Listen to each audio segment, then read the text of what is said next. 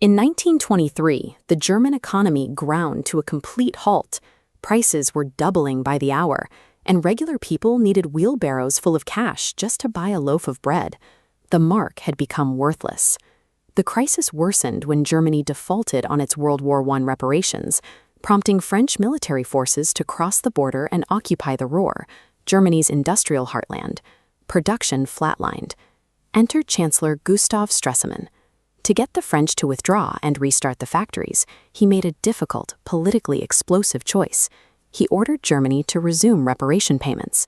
Simultaneously, he brought in banker Hjalmar Schack to establish the Rentenbank.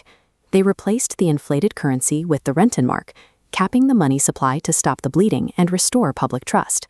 These moves kicked off what became known as the Golden Era from 1924 to 1929. But Stresemann himself knew the situation was precarious. In a private warning, he told his colleagues they were dancing on a volcano. Stresemann's immediate fixes saved the Weimar Republic from total collapse, but they also tied the nation's survival to economic factors far beyond its control. The engine of recovery was the Dawes Plan.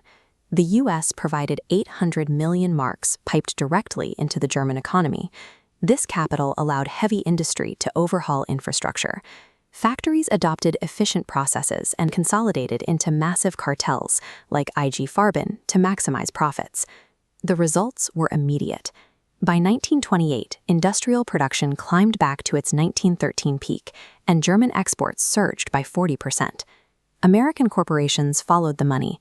Seeing a stable, efficient market, companies like Ford and Gillette crossed the Atlantic to build massive factories on German soil. The government used these loans to fund a welfare wonder, building 2 million new homes and establishing the most generous unemployment benefits in the world at that time. By the late 1920s, Germany was outperforming its pre-war production levels. On paper, the country was a modern powerhouse, but this transformation was sustained by a continuous inflow of foreign cash.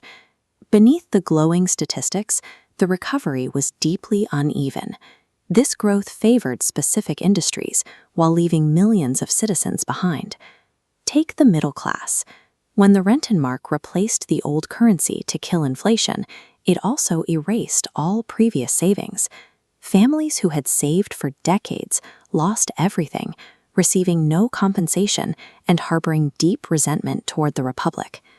Meanwhile, the new industrial cartels used their size to squeeze out competition, driving countless independent German business owners into bankruptcy. Out in the countryside, the situation was worse. Grain production never recovered, stalling at just 3/4 of its pre-war levels, while a wave of debt swept through rural communities. The divide was stark. While industrial wages rose up to 10%, agricultural income fell to 50% of the national average.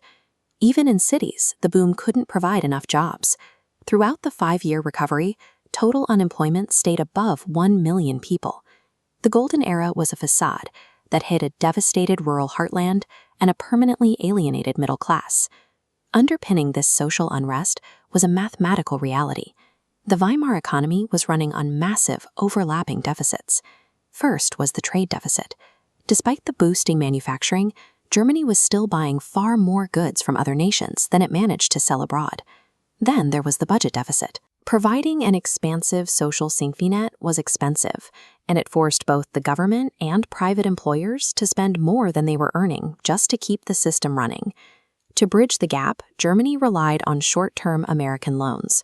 Without this constant U.S. money, the entire structure would fail. Stresemann bought time with the 1929 Young Plan, reducing reparations to 25% and extending the deadline by 60 years. But it wasn't enough to fix the structural flaws.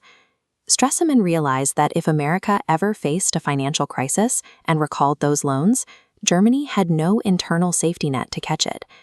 Economic stabilization built on foreign debt and an alienated working class creates a brittle system. A tremor in a distant market can trigger a national collapse.